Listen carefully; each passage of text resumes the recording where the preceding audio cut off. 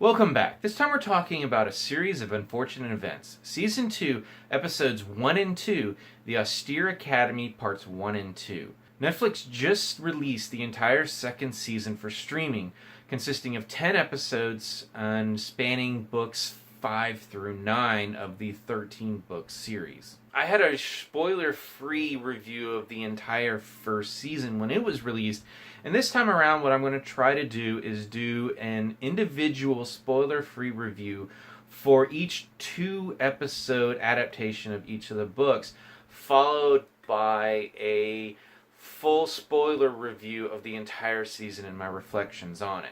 The Austere Academy is the 5th book in the series and the second to have never been adapted before, since the first 3 books were adapted into the Jim Carrey starring film. The story essentially picks up immediately after the end of the season finale cliffhanger, in which the Baudelaire children have been left by Mr. Poe at Prufrock Preparatory School after the horrible events at the lumber mill. As usual, there's a good smattering of meta humor, including the kids reflecting on the fact that it feels like they've been sitting on that bench for months, and that Sunny now looks considerably older than she did when we last saw her. As we've come to expect from the series, the Baudelaire children are not in for a good time at this school.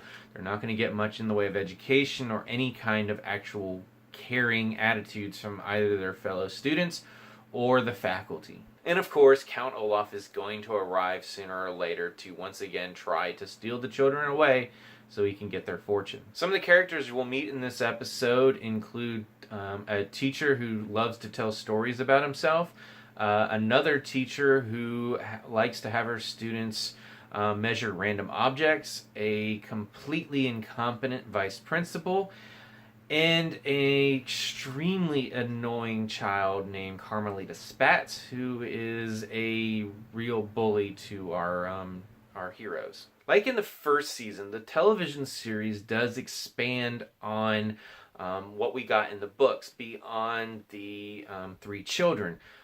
In the first season, we got to see a lot of VFD and the adult characters doing things behind the scenes.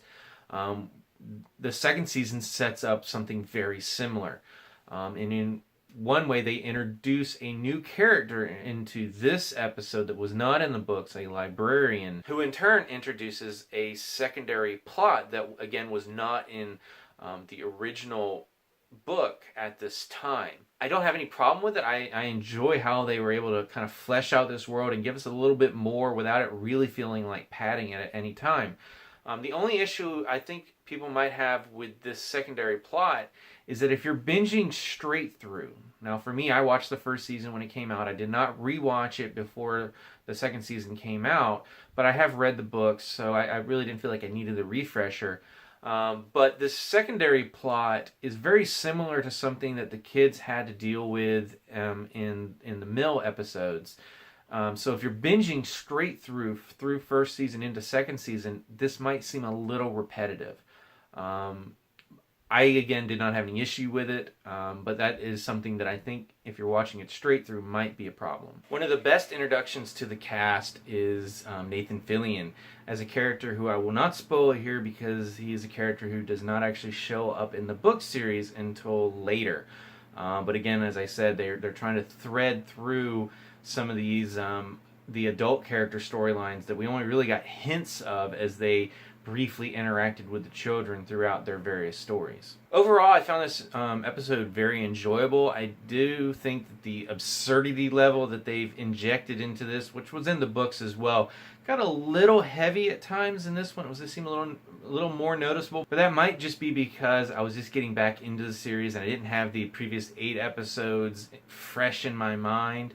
But overall, again, I found this episode very enjoyable, as much as you can enjoy the unfortunate events of the Baudelaire children. So with that, I'm going to turn it over to you. If you've seen this episode, what did you think about it?